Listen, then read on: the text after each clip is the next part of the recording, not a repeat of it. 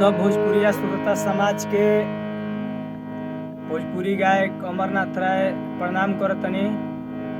साथ में हमार बहुत प्यारा कलाकार, बहुत सुरीला आवाज के कलाकार ऋतु राज जी बाणे। तो लाइव के माध्यम से एक छोटा सा लोकगीत गावे के कोशिश बा। अगर त्रुटि हुई तो माफ करब सभे।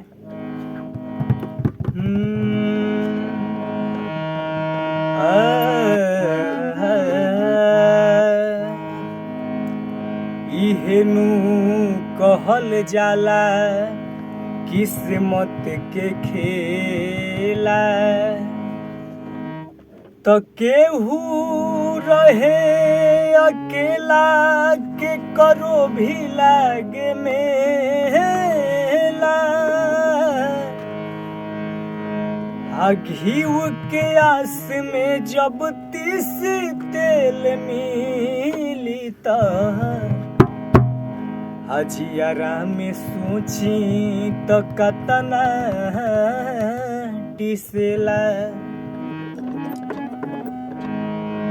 दर्द दिल के बढ़ा के गई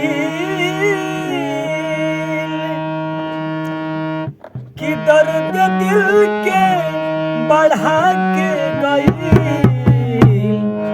आइल ही तई में ऊ 4 दिन खाती बाकी हल्फा मचा के गई। आइल ही तई में ऊ 4 दिन खाती बाकी हल्फा मचा के गई। दर्द दिल के बढ़ा के गई, दर्द दिल के बढ़ा के गई। आइल ही तई में ऊ 4 दिन खाती बाकी हल्फा मचा के गई। आइल ही तई में ऊ 4 दिन खाती बाकी हल्फा मचा के गई।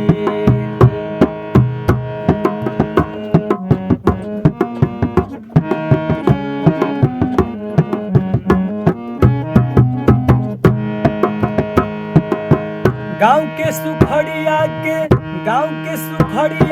के रही उसाली।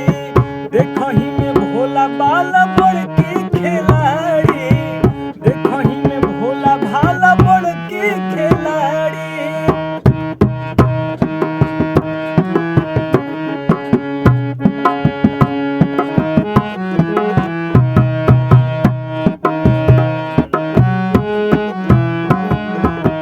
गाँव के सुखड़िया के रही उसाली। देखही में भोला भाला बड़की खिलाड़ी, देखही में भोला भाला बड़की खिलाड़ी।